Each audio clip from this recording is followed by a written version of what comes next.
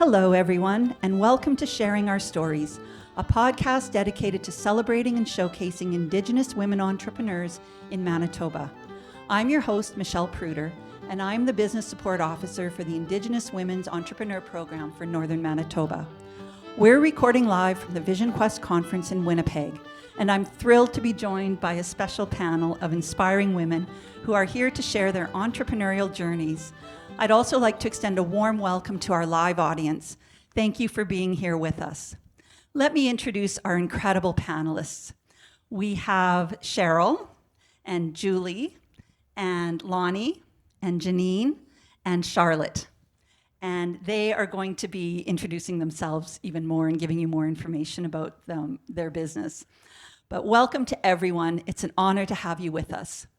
So let's begin by having each of you introduce yourselves and tell us a little bit about maybe where you're located, the name of your business, and don't go too deep into, what inspired you, because that's going to be coming up, but just a brief overview about you and your business. So Cheryl, I'll start with you. Hello, my name is Cheryl. I'm a Métis entrepreneur from Gillam, Manitoba. The name of my business is Friesen Imports. I import gemstone carvings. We lost our gift store in Gillam, and it's just a hole that I wanted to fill, and just wanted to fill my off-work time, because there's not a lot to do in Gillam when you're not at work. So it just gave me something to do and kind of a new lease on life. Awesome. Thank you, Cheryl. Julie. Hi, everyone. My name is Julie. I'm a Red River Métis entrepreneur here in Winnipeg. I am from Winnipeg, located on Treaty 1 territory. My business name is Studio Mauve Interior Design, and we specialize in residential and commercial design. Thank you. And Lonnie. Hi, everyone. My name is Lonnie Jack. I'm from Barons River First Nation. I own Clegger Farms. Clegger is an acronym for Curtis, Lonnie, Elena, Grayson, and Rowan. So that's myself, my partner, and my 3 children. We operate in the RM of Woodlands, Manitoba, and we do commercial trucking, hay, grain, livestock, and commercial forestry. Thank you, Lonnie. And Janine. Hi, my name's Janine Mowat. I'm from Norrie House, Manitoba. That's where my business is. It's AK's Beauty Boutique. It started off kind of as a lash studio, beauty supplies, stuff like that, and we're slowly transforming into a print shop. Okay, thank you. And Charlotte. Hi, my name's Charlotte Prince. I'm from Long Plain. My business is called Koja Toms, and we sell beads, fabric, ribbon, and we carry some finished goods from various companies like 49 Design and NTVS. Thank you. Okay. So my first question is, what inspired you to start your business? So looking at, was there a particular need, opportunity, or personal motivation that led you down this path? And I think, Cheryl, I'm going to start with you because you are a new entrepreneur. You've recently started your business. And tell us a little bit more about what inspired you to do that. Well, I think the first thing that started was Michelle had posted that there was a class that she was going to be hosting in Gillam, and it was Intro to Indigenous, the IWE program. And I went, and she was talking about the support services that they have and the grants that are available. And it was like, that sounds very interesting. Now, what would I do if I was going to start my own business? And then my sister lives in Moose Jaw. She's a doctor of naturopath, and she started having gemstone carvings in her store. And at first I thought she was a little crazy. And then I went there, and I actually was around the product and started picking it up and touching it. And it just really spoke to me. And it was just the tactile. There was just something that just really made me happy to be around them. And I just thought, this is something that I could bring to my community. This is something that I could sell. There's many different avenues that I could do this with, and something I could do remotely. So that was where, and then I called you back, and you very much helped me out with the grant, and just been slowly dipping my toes in as we go along. Wow, it sounds like everything just fell into place sort of as you went. You kind of knew the next steps. I would like to say that I knew all the next steps, but I am kind of feeling my way along, and I've already kind of changed my avenues a little bit as I've been going, but it did feel like meeting you, and as it all went along, things did fall into place, sort of, mostly. I'm really good at buying. Thanks for sharing that. Julie, tell us about what inspired you to start your business. Well, I grew up with entrepreneurial parents, so I was always around that type of busy life, flexible schedule, so that really interested me. I did go to school for interior design for about 9-10 years almost. So while I did get experience working for other people, I figured that owning my own business was my calling. I do want to help people, and I want them to be able to experience a pleasant renovation project. It's a very stressful experience for most people, so I wanted to be able to offer an experience that people enjoy. So, yeah, that's basically it. Okay, thank you. Lonnie? Okay, so I had said I own a farm, and for me, ever since I was a young child, I grew up in northern BC, kind of on the BC-Yukon border there in the Tack River Tlingit First Nation territory. And since I was a child, I wanted to be a farmer and a cook, and people are laughing at me because there's no farms in the Yukon or northern BC. So fast forward to now, I'm 36 this year, and in 2020, at the height of the pandemic, I ordered myself 1,000 chickens. And everybody was broke, so people were like, how are you going to sell these 300 eggs a day that you have that are coming up and the 350 meat birds that you bought? And I was like, I don't know. So, but Lonnie, let me just ask a question that we're probably all thinking. Had you raised chickens before? I've had a few chickens here and there, Okay. but not that many before. Okay, So you have to have some delusion to believe it's possible when being an entrepreneur. And I definitely have that. And I persevered and I seen it through. So it was good. And so what I did, because people are new to this, like in my opinion, like they don't have a lot of farmers that they can go to or buy product. So what we did was we created, by we, I mean me, because my husband does not do social media. And my kids are 8, 7, and 5, so they also don't do social media. But so we grew a following online on Facebook to allow people to see the process of raising their own chickens, eggs, pork. We also had 150 Berkshire pigs at one point. I bought 5 sows and didn't realize that each of them would have 17 piglets. So there's chicken math and there's pig math. So from there, we sold out all our chickens. We did an egg subscription for 2 years. And then I got too busy with my daytime job. So although our farm is still full-time, the animals kind of are on the backside. And yeah, here I am being a farmer and loving every minute. I got my class 1. Also do a lot of trucking. So I do all the hauling, the grain. I can drive everything on our farm. And we're first generation. And that's huge because there is no first generation, especially Indigenous owned farms now that I've never met one. Right. So, wow. yeah. What an experience. I think that answers that. So before everybody got here too, Lonnie was sharing one of her skills, which is doing animal sounds. I'm not going to do it. I was like, if I forget what I'm going to say, I'm just going to make some noises. She does very good impressions of the different animals. Thanks for sharing that, Lonnie. Janine, what inspired you to start your business? Well, same. My parents are entrepreneurs. So that's what I grew up around. I went to school for graphic design and I was working in the city here for a sign shop. And all the money I was making for them, and I was getting paid $12 an hour. And I'm like, yeah, I'm not doing this forever. So Arctic Signs went up for sale in Thompson, and I went for a loan with Community Futures. I think that was 2012, and I bought it. And ever since then, I've been doing it. Okay, But yeah. it's like I sold the sign shop. I moved back home to Norrie House. It turned into, I started doing lashes, eyelash extensions, and that's where the beauty boutique came from. And now, but I mean, everybody kept asking me for signs, banners. Can you still do this? Because they knew who I was. Right. So I ended up buying a printer again, and now it's kind of because of the need, right? So it's following the demand.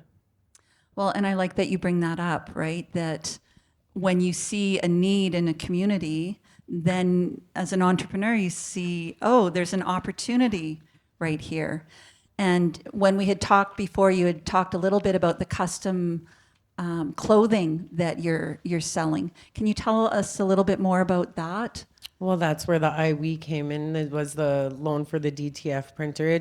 It started off the printing with a lot of banners, signage, decals, things like that. But I only had a wide format printer. But like it can print heat transfers for the clothing, and that just really picked up when people realized that I could do it.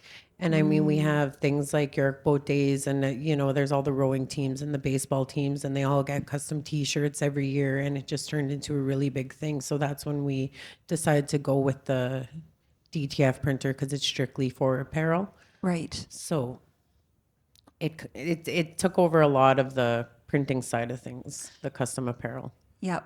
Yep. Good. Thank you. Charlotte, what inspired you to start your business?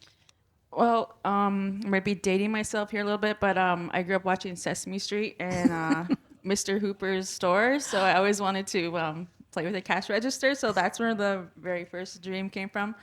I went to school to be an accountant, but that kind of turned into becoming a teacher. But I did have a business background, and I seen a need in my community for because we have a lot of crafters and regalia makers, and there wasn't anything in my area that people could go get their materials. And I started off during the pandemic too, 2020, and just decided one day I'm going to open up a bead store. So that's what I did. Okay, very good. So again, seeing a need and that opportunity. And a lot of times, if we live in small communities, a lot of times people go to the big city to buy things, right? Or they order online. But people often prefer to shop local when there is that option. And it's one way of keeping our money within our own communities and building prosperity in our own communities. So I love that, regardless of where you're living, you're finding a way to not only create income for you, but a way to provide in your communities. That's the one thing that, as I've traveled all through the north to different communities and met with different women, it always comes back to they want this to benefit not just them, but their families and their communities. That's always one of their motivations for operating a business. So when we look at a business, sometimes we think that you have to go to business school, or you have to do accounting, or you have to be really good at whatever it is to do with business. But that hasn't been my experience as I've met with different women. A lot of times it's just that people have a certain passion or a hobby that they like to do, and it turns into a business.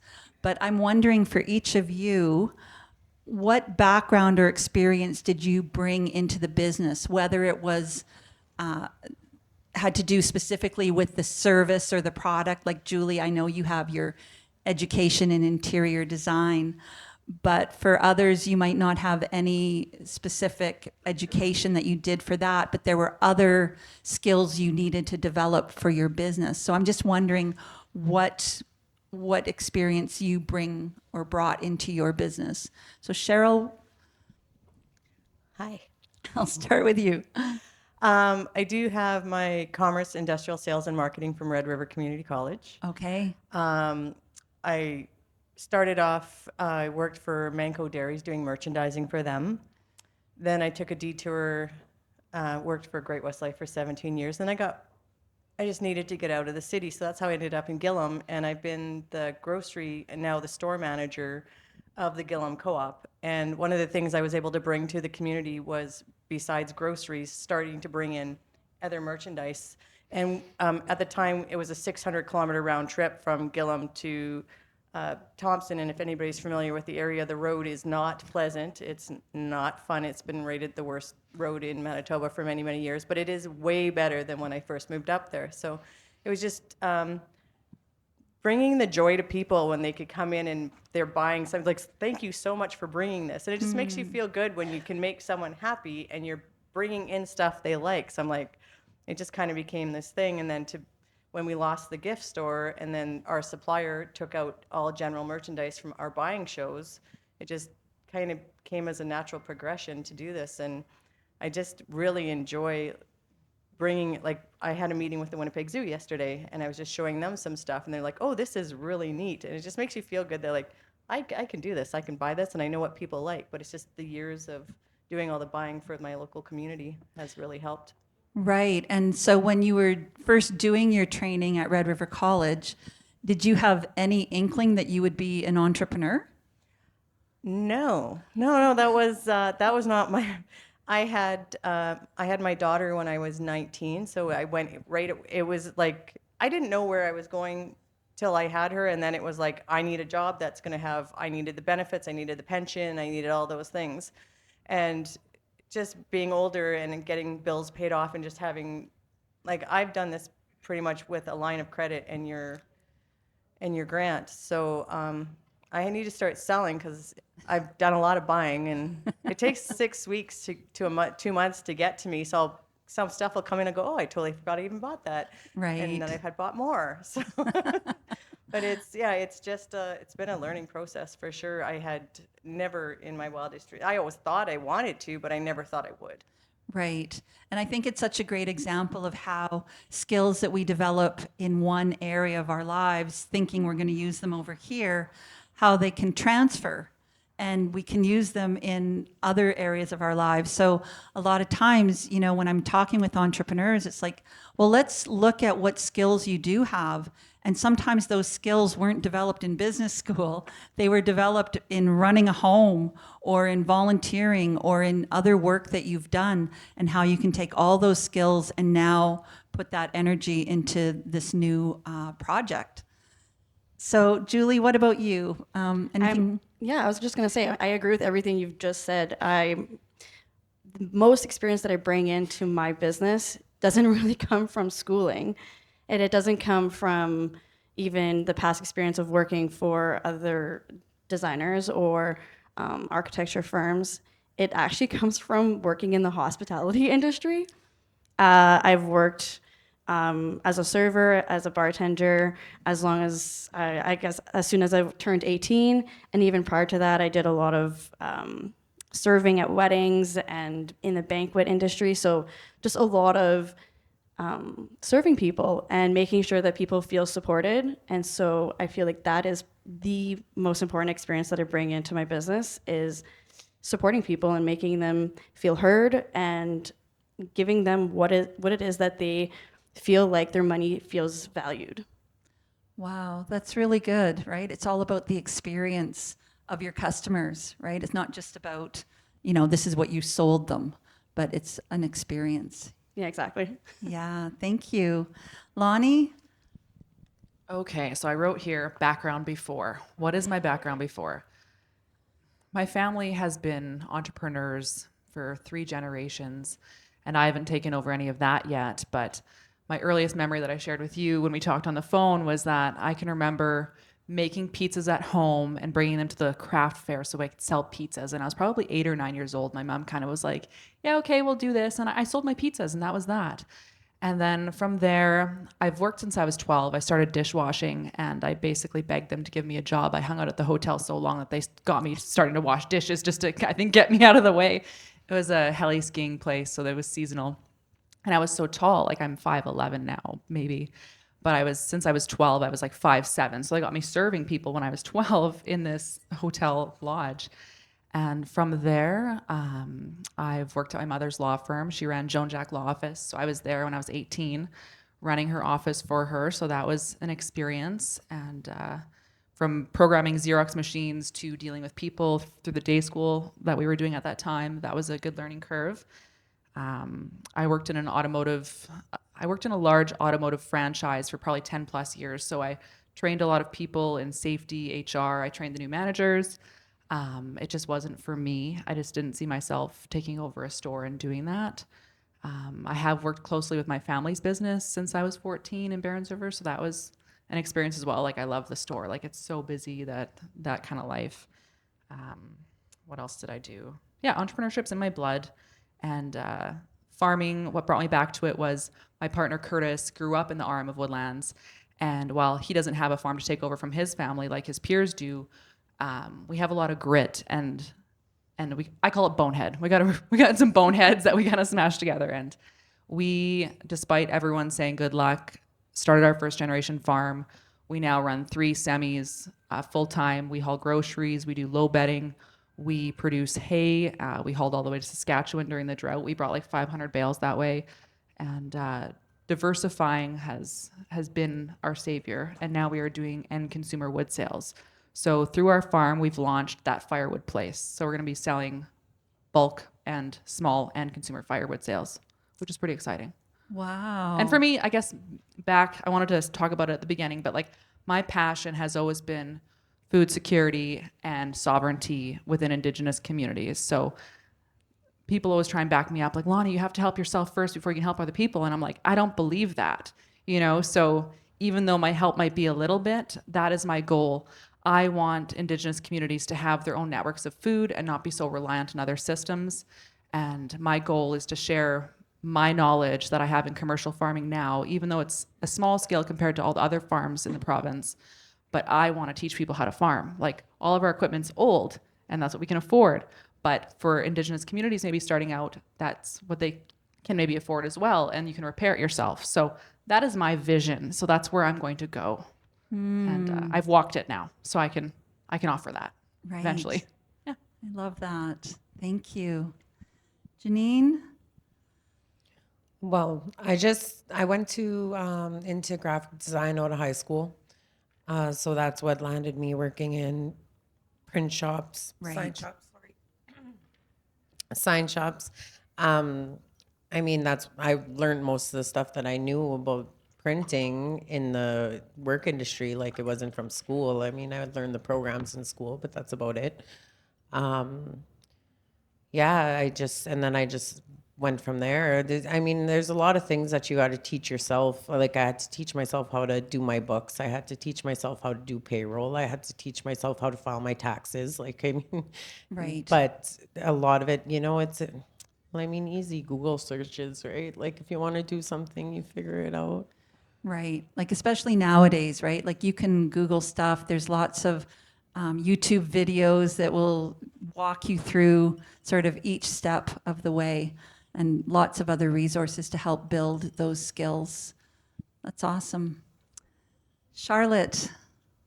Well, I did go to school, university. I have my Bachelor of Business Admin, but that kind of turned into me becoming a teacher later on. But I also have a lot of entrepreneurs in my family. My dad owned his own trucking business. A lot of my family members have their own businesses, so I guess it's just in me.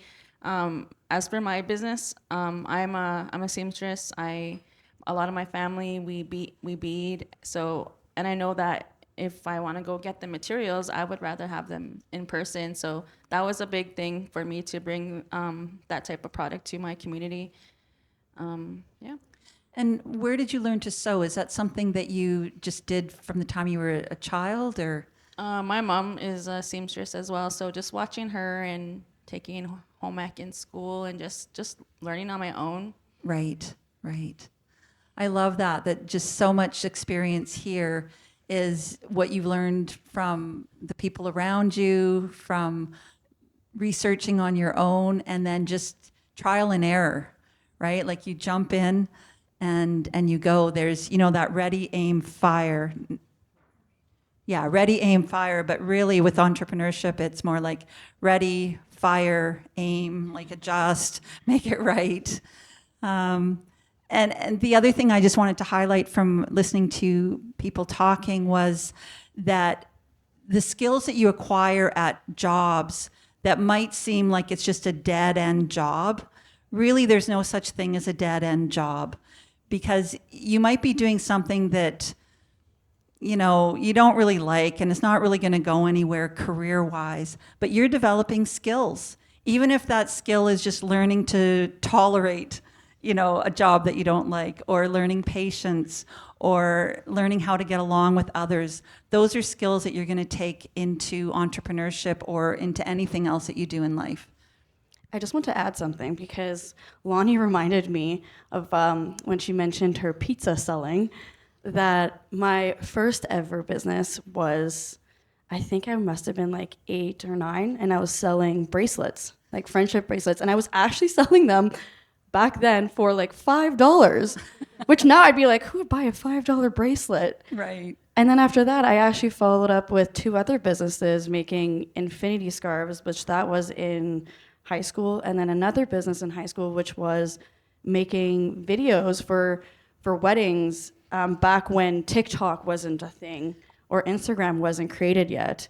Right. But I wanted to mention those 2 things because those 2 second businesses that I did only came about because of a program that was offered to be able to help youth or younger people to start these businesses, which reminds me of your opportunity with your business.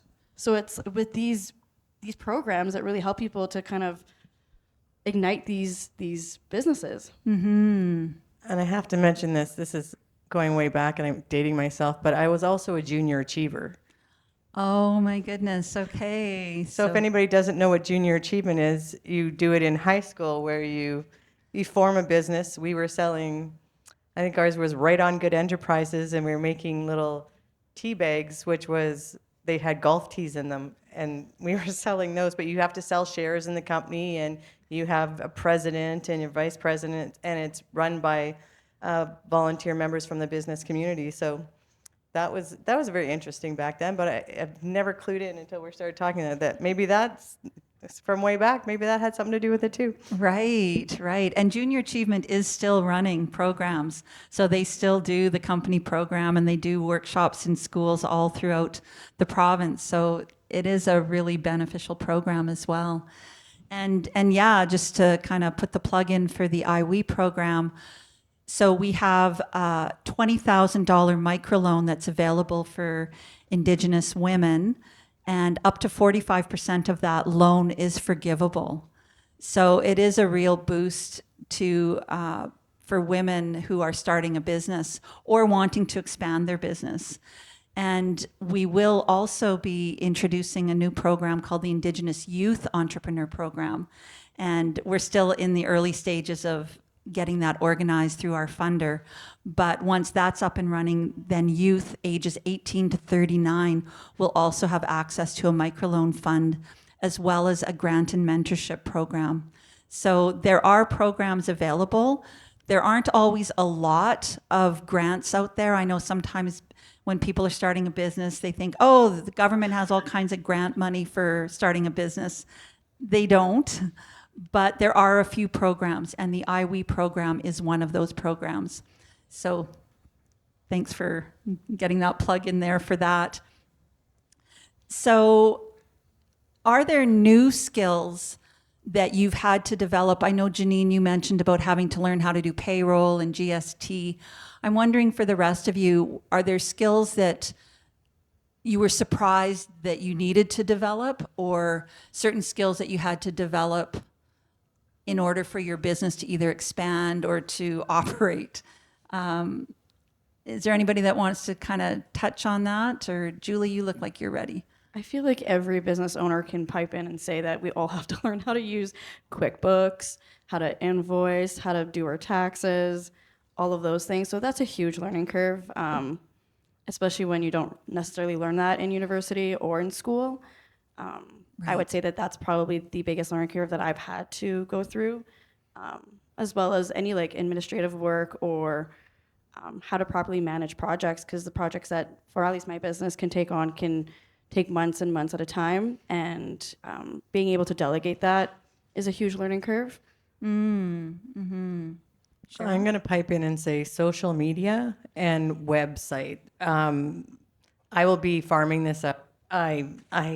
I've tried, and it's just one of those things, whether I don't have time or whether I'm just past the age of this, it's been a struggle for me. So it's Yes. like I've had a few false starts, and I've just decided I'm going to be going with the Red River Métis Business Development Corporation has people that can help me, and that's who I'm going to be going through, because in order for me to reach a larger market, especially where I am, I need that, and it needs to be strong, and I'm not strong in that at all. Yes, and that brings up a really good point of recognizing the areas where you do need help, right? And then finding, ideally, if you can find free resources for getting that help, that's, you know, the ideal. But even if you do have to pay for it, it can be worth it to have a professional come in and help you. And I know, Julie, when you brought up about the books and bookkeeping and all of that, sometimes even just having a bookkeeper set things up for you so that then, you know, it's all set up on your accounting system or in your Excel spreadsheet, or even if it's doing it on paper, but having someone who can help you at least get it set up.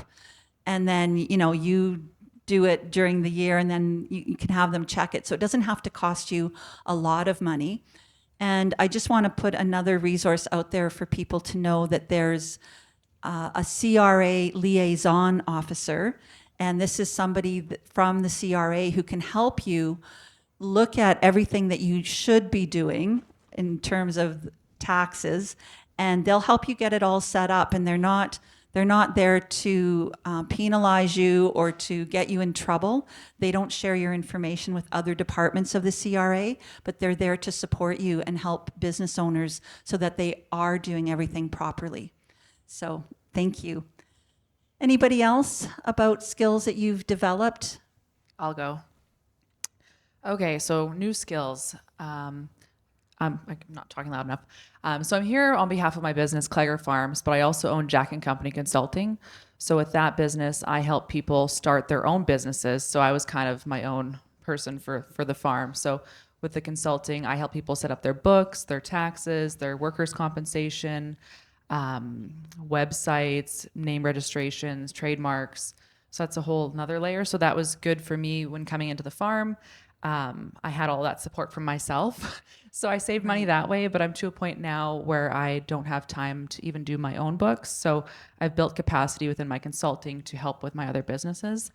The biggest thing that I've learned now, being in full operation for 5 years, is managing cash flow. And that is the make or break you. My partner and I kind of bicker about sales sometimes, and he's like, well, those things are only worth $5 or whatever. I want to sell 10 $1,000 items or the big tickets, but really all those $5 add up over time. So don't look to the side on the smaller items, because if you sell a lot of them, that'll still help you grow your business.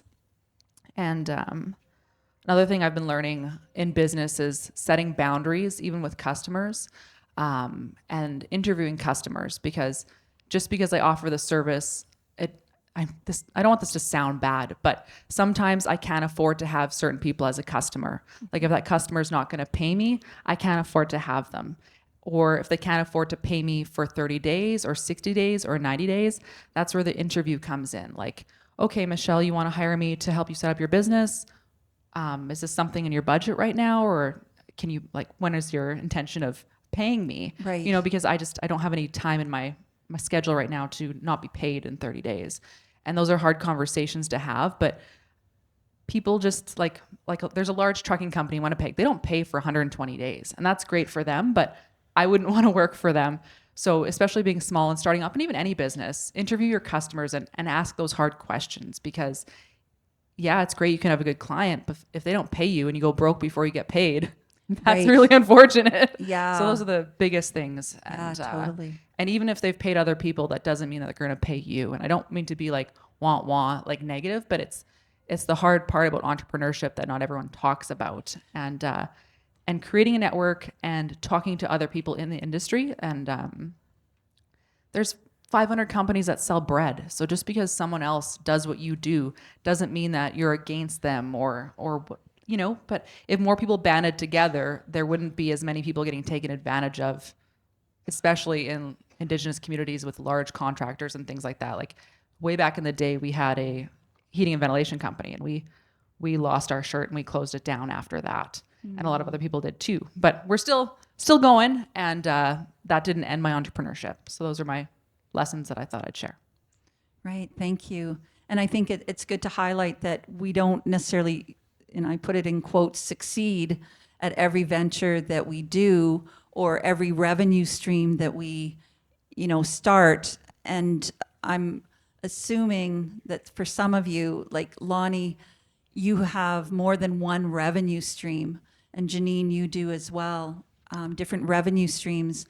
Can you talk a little bit about the importance of maybe more than one revenue stream, or why you've had more than one revenue stream? Yeah, I work 2 full-time positions that I manage 7 days a week. So I actually work for my family's grocery store, and then I work for a diamond drilling company, 518 Drilling. So I'm the director of business and finance there. And then I have my farm and my consulting. So the biggest thing for me is that even if my businesses aren't making money, my businesses are still growing because I make sure that we earn enough money in our home and outside of our home to top up our businesses, because to have the expectation that your business would make enough money to support itself, even after 5 years, we're still not there. So that the expectation, it's like real estate, like, save enough money for a year before you start selling homes. It's that. And people don't share the tough parts of entrepreneurship enough. Right. And not that it's not possible, but you have to have a lot of grit, hard work, and not get let down when you hear a no, or if something doesn't go your way, or your crops fail because of the drought, or there's excess moisture, so you can't plant anything. Like, these are all realities. And yeah, so if you have a passion about it, keep going. But also, in my case, I'm keeping my day jobs until everything can run smoothly. And I probably won't even quit because I love working, and I love what I do. Right. Did anybody else want to comment on that? Well, with the different revenue streams, it started off with the eyelash extensions, the business I'm in now, and then we got into the printing, and then we have the merchandise. So we sell false eyelashes, we sell press-on nails, we sell body sprays, candles, lotions, things like that. So that brings in money on its own, and then the printing is picking up. So that's the main business now. We're also getting into having chips and drinks and stuff like that inside the shop as well. We're kind of phasing out of the eyelash extensions, but we keep it just because, if the printing is slow and if Right. we hit a slow patch, then I can always go back and take clients with the eyelash extensions, and then I'm still pulling in money every day. Right. As opposed to just sitting around waiting for orders to come in, right? Yes. So it's a good idea to not only have the one Right. thing. Even if that other revenue stream isn't necessarily the business revenue stream, but having like a part-time job or a full-time job that you're doing as a main source, and then the business is a side gig, or the business is full-time, but you also have, maybe your partner still has a job, or as an employee. So just thinking, I guess, planning and not leaving yourself too vulnerable, right? Mitigating risk that comes with operating a business. Charlotte, you also still have a full-time job, is that right? Yeah, I work in Portage School Division. Okay. I'm not a teacher, but it's sort of still teaching. Okay, yes. So because I seen the need in my community, I still kept my job, but also and I'm off in the summertime, and we travel to powwows. So that's one of the big things where our income comes from, is we travel to powwows as vendors. And so I take my business on the road, and all my family dances or sings. So I just make the money on the side. Okay. So that kind of comes into like cash flow, how there's different seasons or different times of the year where the money's really coming in, and then other times where there really isn't much money coming in. Does anybody kind of want to talk a little bit about managing that cash flow a little bit more, or the seasons? It comes back kind of with me to the different areas that the money's coming from. So different parts of the business are busy at different times of the year. Like the merch side of the business, we get really busy, and our sales are great right before Christmas, obviously, right?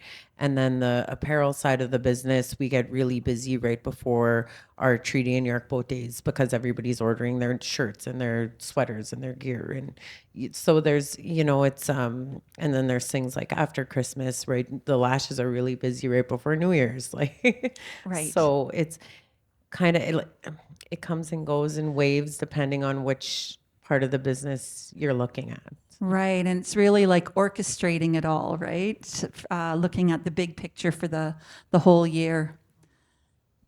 I was just going to add that it is a thing to know, your slow seasons and your fast seasons so you can be prepared for it. Just as in the construction industry, I call it spring fever, where in springtime, the minute that the snow melts, everybody wants to renovate their house. All of a sudden, everybody wants a new kitchen. And especially here, like in Manitoba, we have a lot of people that leave the city during the summer months to go to their cottages. And so that's the perfect opportunity for them to renovate their homes. So for us, it just means that we need to be able to influence those people to actually start designing months ahead so that the construction is ready to go by the time they want to leave for the cabin. But it's basically being able to understand the ebb and flow of your business, of when is it going to be slow, when is it go time to really network yourself. Right. And that's come up a few times about the networking, and it got me wondering about your marketing and how you approach marketing and finding new customers, or how you keep the returning customers. Does anybody want to talk a little bit about their marketing and what they do for that? I feel like I can start because I'm in a business where it's mostly based on aesthetic. I deal with a lot of you see what you want, or you want what you see, sorry. And so for my business, social media and websites and photographs is a big thing. The minute that you have something pretty, everybody's like, oh, I want that. And so the photographs and social media helps a lot, and so do word of mouth. But Right. networking comes down to the community, and if someone had a pleasant experience, they will speak well of you. They will come back. Right. Yeah. Good. Anybody else? Janine? Mine's the same way. It's all social media and word of mouth. Mostly word of mouth. I do post on Facebook. I don't really do Instagram and things like that. Like I just my personal Facebook, and it gets me enough business to keep me busy. But yeah, most of it is word of mouth. I do one thing for one person, and then 5 more come from that. So Yes. And especially in small communities, right? Once it's on Facebook, then everybody in the community knows and talks about it, and will be your customers. I'm also wondering about the amount of time that you actually spend on your business, and maybe not just even on your business, but how much are you working in a day or in a week? Or does anybody want to talk about that? Cheryl, you're a new entrepreneur, so. Well, I work full time at the store, so I do 45 hours to 50 hours a week there.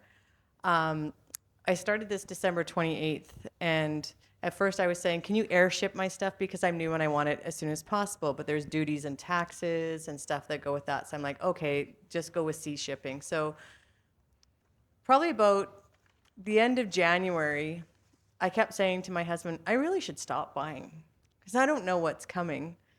And at the end of February, I said, I really should stop buying because I don't know what's coming. So I've stopped buying now. I have some stuff delivered to my house here in Winnipeg and a lot of stuff delivered in Gillam. And I can tell you I have about 25 boxes sitting in Winnipeg. I have another 20 boxes sitting in Gillam that aren't open, plus a full showroom. So I work during the day. I come home, I open boxes, which is the fun part, by the way, most of the time.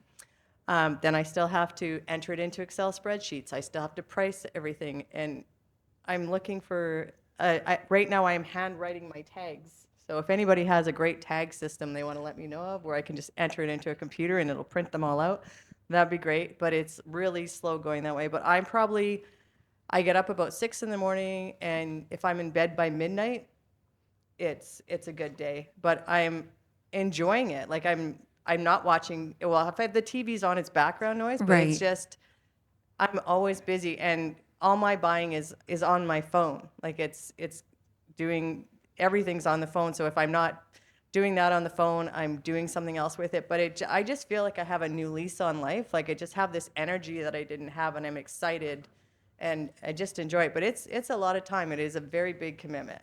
Right. Yeah. And I don't feel like there's ever enough hours in the day, especially when I'm here trying to visit my vendors and reach out to different people. Like I know everything I want to do, and it's just getting to do it is. Right. Yes. Julie, how about you? How much are you working? I feel like every entrepreneur is going to say that they work night and day. I also wake up around 6:30, and I used to work very late. And then I started telling myself I have to set boundaries because you have to get a good night's sleep to be able to be effective every day, or as effective as possible. But yes, I used to go to bed at midnight also. Yeah, I work quite often. I think that the biggest learning curve through that is learning when to work on the business versus working for the business. So that's a big balance that you have to be able to evaluate. But for the most part, I do work evenings and sometimes during the weekends as well. But I have to say, my husband encouraged me to get a golf membership this year because he told me you need to step outside. So I'm going outside this year, and I'm taking breaks, and I'm learning to have a better life-work balance because I do think that that's quite important. Good for you. Yeah, that's really smart. Thank you. Lonnie? Okay. I would say I work every day of the week. And I feel like that's what you're not supposed to tell people, because if you've made it, you're not really working. You're not working past the 9 to 5, because you're doing so well. But I love what we do. So we can also do that with our children. We have 3 kids ranging from 8, 7, and 5, and they've participated throughout the whole farm business. And they'd choose not to go to school if they had a choice, just to tag along. I don't per se get to do much of the farm stuff day to day anymore.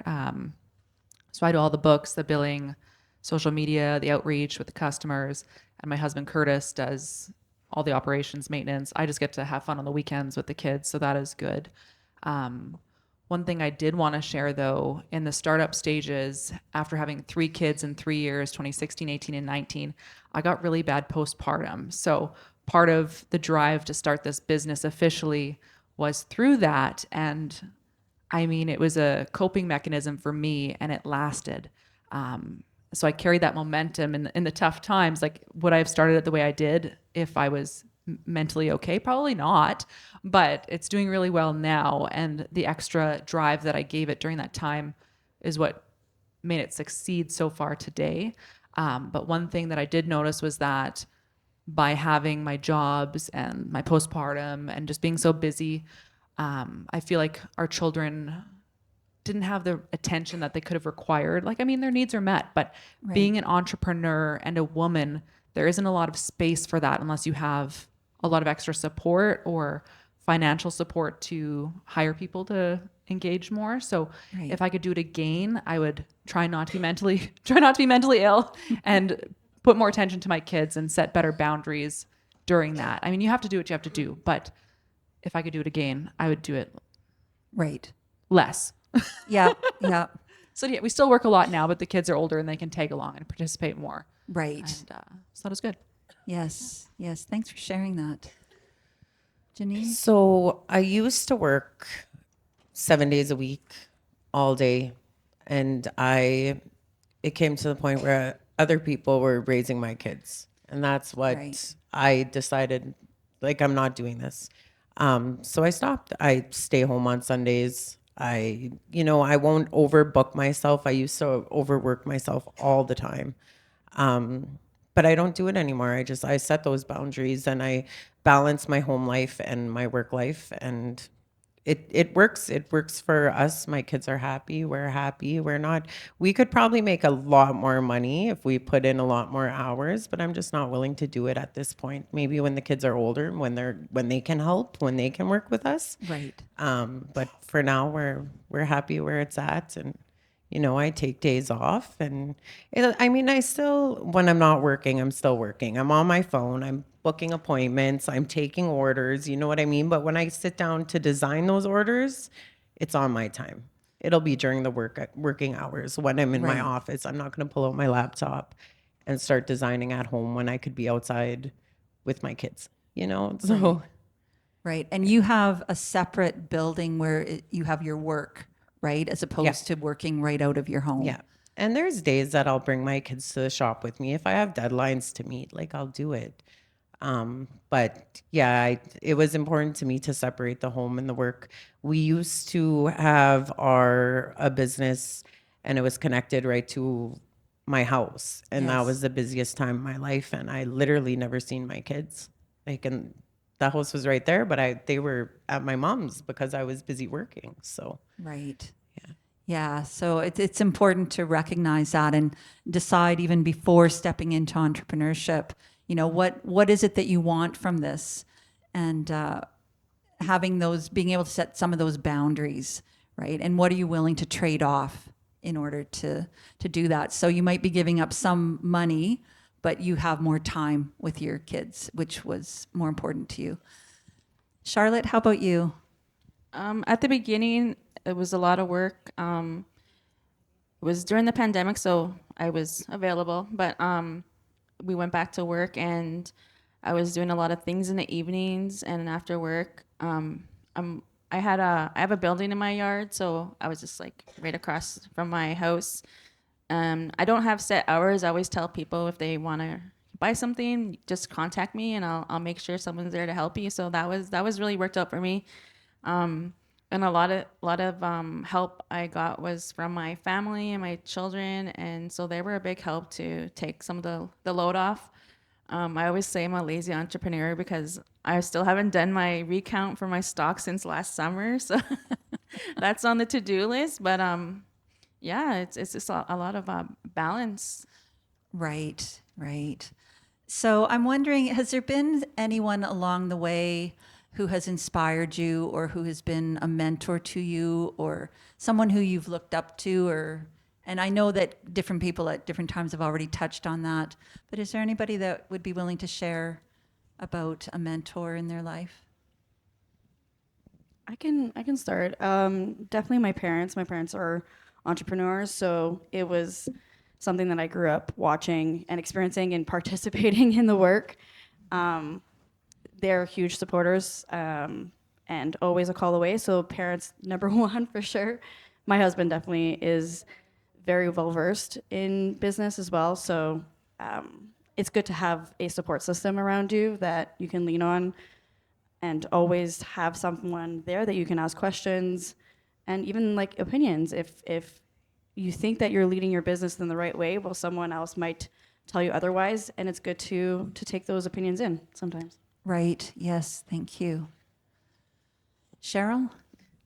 Well, I would say for me, it's my sister who started this a year ahead of me. So she gives me her experience. We probably talk every day on the phone. She was on the phone with me for an hour and a half while I was opening boxes going, oh, that's so nice. Where did you get that? I've never seen that. What supplier did you use? And just, so it's just been really helpful to have someone that's kind of a year more into it. Plus the different support groups that I was mentioning before. Like if you can, I find that help. Like I never would have gotten through the grant process without you. Between you and Chat GBT, that one I did learn how to use. Yeah. But it's just good having that someone to bounce things off of and know, and then just that's probably the biggest inspiration for me and help for me is her with having someone that's already done it, go off the Right. path. Yes. Yes. Anybody else have somebody that they think of as a mentor or somebody that inspired you? I'm just going to add, sorry, that depending on what industry you're in, if you have peers that you've worked for, if they're willing to help you, you have to be comfortable enough to reach out and just ask the question and just ask for support. So there's a couple of ladies that I've worked as a subcontractor for in the past, and it's as easy as just sending them a quick text message being like, have you experienced this before? Can you help me? Like, how do you go through, it could be like a tough situation with a client or just answering questions about suppliers or anything like that. Right. Yes. Good point. Janine? well, same thing. My parents, entrepreneurs, so look up to them. And then you helped me so much getting through the loan process, which is awesome. I mean, there's people in every aspect of your life, right, that have contributed to where you are. But yeah, definitely my parents, my boyfriend helped me put up the building that we're in. But yeah, Yeah, it's just that reminder that you're not alone, right? That we all rely on each other, and it really does take a village.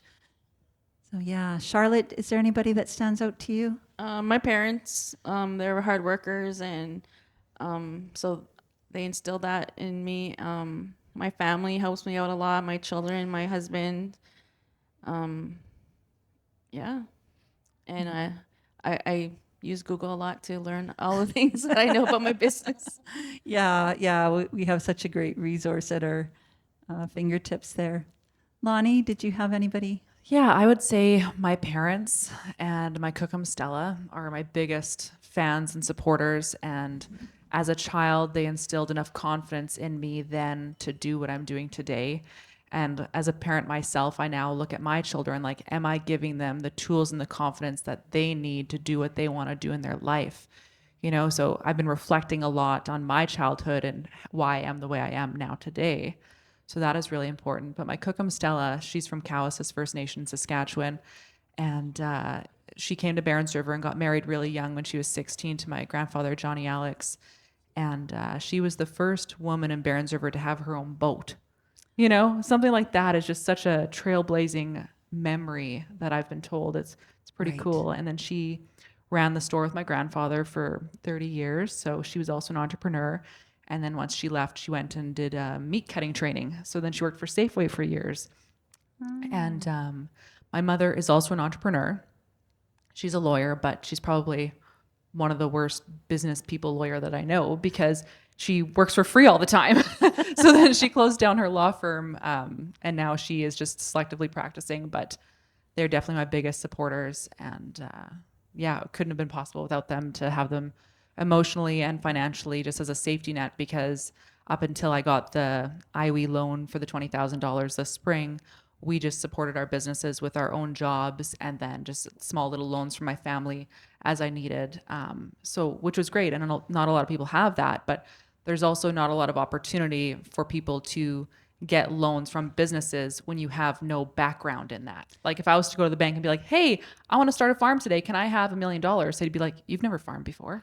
Right. And that's the barrier that really is unfortunate for people wanting to get into business, even if they do have a great idea and that's, So the IWE loan was really great for that because Jasmine was super supportive and helped me through that. And I highly recommend it to anybody who is going into business if they need the support. Yeah, for sure. And, you know, that's why the IWE microloan was created, was because when NACA did their research and talked to different entrepreneurs across the country, especially women, they found that that was a huge barrier, is getting capital, you know, for the startup of a business. And it is a microloan, so it's not for $1 million business, but it's a great place to start. Right? Is start small and gradually grow your business. You learn skills all along the way, and hopefully that leads to success. So to sort of wrap up before we ask the audience any questions, my last question is, what advice would you offer to other women who are just starting out or thinking about becoming entrepreneurs? And maybe Charlotte, I'll start with you this time because I keep going this way. So let's come the other way. I would say get a hold of any organizations such as IWE or Dakota Ojibwe Community Features Development or Community Features offices. They are a big help. I started on my own. I had to research and use my own money, and then I wanted to expand, and I had to find lenders, and they were a big help to me. So just reach out to people that are there to help. Perfect. Thank you. Janine, what's your advice? I would agree, reaching out. I mean, Community Futures, when I started my first business, they helped me through the business plan and everything. And I wouldn't have known what I was doing. I never did business courses or anything like that. I was just a graphic designer. So, I mean, having those resources, definitely take advantage of them. I mean, and just making sure that you have a solid support system, and that you know where you're going with it. Like, you know, especially if you have kids and stuff, and make sure your partner's on board with how much work it's going to take, how much time it's going to take, you know, just being prepared for those kinds of things that people probably don't usually think about, you know. Right. Thank you. Lonnie, what's your advice? I haven't really thought this one out, but the first thing that came to mind, which isn't as relevant, but I guess I'm going to give a call to action to everyone in this room and who listens to this, to, if it's not you in business that is interested in business, if you have a friend or family member going into business, I'll tell a story quickly. But when I first started with the chickens in 2020, there was a lady in the community that said, "Oh, well, I'll never pay $20 for a chicken." I sold them for 30. So just because her negative view or her opinion was there, that could have ruined my whole business if I had let it. That could have ruined my day. It could have, I could have spiraled right out. But just because she thinks it's too much money doesn't mean the next person is. And I guess my call to action is, if you are not the one in business and you have someone in business, buy the chicken for $30 once. And if it's not for you again, don't ever do it, but support the people who are starting businesses, even if you can't continue to support them. And that's the biggest thing, because even if it isn't for you, even if stones weren't for me, I'd still buy one, and maybe not buy one again, but like just helping with the startup and getting the momentum and the confidence as a businesswoman, to kind of build up your friends or family with that. So I wish there was more of that. Right. Because people are always like, "Oh, good luck with that," or "How's your little business doing?" And it's like, "It's great, thank you." And I don't believe in luck. I believe in hard work. Right. And support. I don't know. Yes. Yeah. Yes. That's all I got. Thank you, Lonnie. Julie, what advice? I would say that if you're entering the world of business, to make sure that you have a circle around you that support you. So it could be friends who also have businesses, or peers or other people that you can ask questions or support. Like Lonnie was saying, it takes a lot of grit to have a business. It's not for the faint of heart. Many days you're like, why am I doing this? And then there's other days where you have to tell yourself to celebrate the small wins. It takes a lot of patience to believe that you can do something and offer a service that can basically enhance other people's lives. So if there's one advice that I could also give, is that you need to trust the process and give yourself grace and move at your own pace. You can compare yourself to other people who are making the big bucks and look very successful online, but you will get there too one day. You just can't compare yourself, and you have to move at your own pace. Good advice. Yes. I agree with that 100%, because when the boxes started coming in, my husband's like, "You got to start selling." And I'm like, "I know, but I'm not ready." So I have reinvented this business since December 28th a few times already, and I'm going in different directions. But I think it's the networking, the people that I have. I'm not afraid to make the phone calls and ask people. Like I'm dealing with the Winnipeg Zoo. I'm dealing with the Manitoba Métis Federation. I'm going in a bunch of different directions that I didn't think I was going in to begin with. But it's just going in with an idea and be open to it going in different directions, and not being like, I know with your business, you're pretty, what you do is what you do. But with what I'm selling, I was going to do a little retail store. Now I'm going into more reselling, and I'm going into corporate gifting, and I'm going in so many different directions, because I just want to keep it open and be out of the box and look for different directions. Like, I'm going to be starting a thing called Grateful Gifting, where a portion of anything I sell will go to different charities. Like, Heart is one of my biggest, closest to my heart, so I'll be starting to do fundraising for them. So even if I can't sell it from sitting in my living room, I'm still going to find a way to sell it even and help other people at the same time. Like, it's just being creative, thinking, and just reaching out to those people that can help you, and talking to all the different agencies that are there to help you. I couldn't get to where I was without all the other communities that are out there, and the MMF has been huge, and Right. IWE and all the other areas. Like, fortunate to have those opportunities for us being Indigenous, so take advantage of them. Yes. Yes. I want to add a quick thing. Sure. Because that made me think of the fact that if you want to get into business, you have to be okay with being uncomfortable, because you're constantly learning and there's constantly problem solving that you have to go through. So you need to find comfort in being uncomfortable. Yes. Yes. Very good. So before we sort of wrap up, I'm wondering if there are any questions that anyone has. And we do have a microphone that can be brought to you if you do have a question that you want to ask us. Okay, I do see a hand up right over there. And she's coming up behind you with the microphone. Hey there, Craig Fisher with Red River College.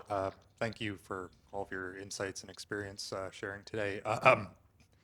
As an Indigenous entrepreneur, I'm just kind of wondering how you found balance, with the polarities of maybe Western entrepreneurialism and Indigenous entrepreneurialism, how some of those values kind of can be polarizing at times, but I'm wondering how you find, say, balance or boundaries with some of those things with how your operations run or what your company stands for. Like, I've been involved with community development where it's like, competition.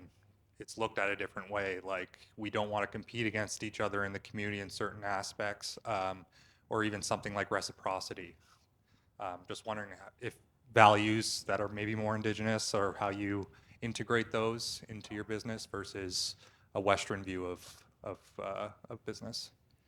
Anybody want to answer that? Lonnie? I'll go. I can't give you a full answer to what you're asking, but what came to mind was, to me, in an Indigenous lens versus, I guess, the colonized society now, like, to me, it's not very Indigenous to be like, yeah, I'm Lonnie Jack and I own 2 businesses and I have 2 jobs and I do all these things. So I guess talking about myself and bragging about myself and my accomplishments and who I know and where I work, that's very not Indigenous in a sense, but like, you need to do that to put yourself out there, because if people don't know what you have to offer, they're not going to ask you or come to you.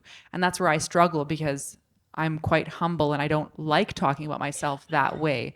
So whereas someone who does might get farther ahead than I am. So that's the struggle that I have, but I need to let that go and just start telling people who I am, what I am. And that's what's limiting my business today, is not putting myself out there and telling people what I have to offer. But I just feel very like, eesh. And I do find, in talking with Indigenous women when I go to different communities, a lot of times, there's that sense of, I don't want to make a lot of money. Like, I want to be able to offer discounts to people and give free things out. But the DNA of a business is that you have to make a profit in order to keep that business afloat. So I think a lot of women struggle with, that balance of, you want to give your gifts to your community, and yet as a business, you still need to make money.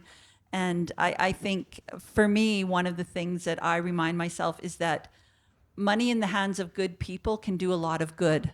And so, yes, I need to be making money if I'm running a business, but then I can also give back once I'm doing that, and as I'm doing that.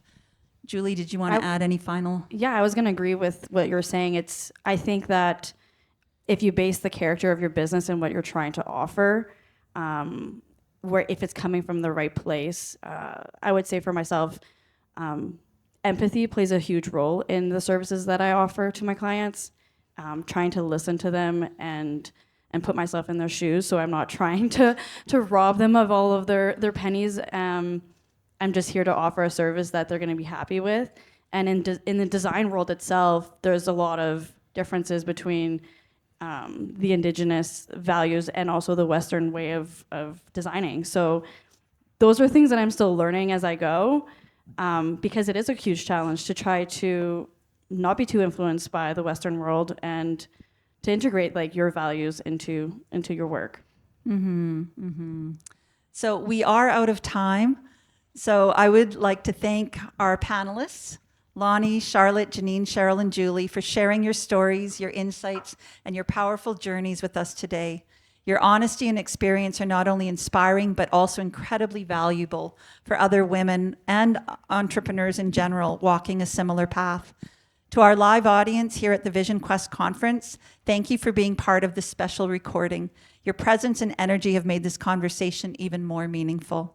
And to our listeners tuning in from wherever you are, we hope today's episode has encouraged you, sparked new ideas, or helped you feel more connected to a growing community of Indigenous women in business. Whether you're just starting to dream about entrepreneurship or are already on your way, know that you're not alone and your story matters.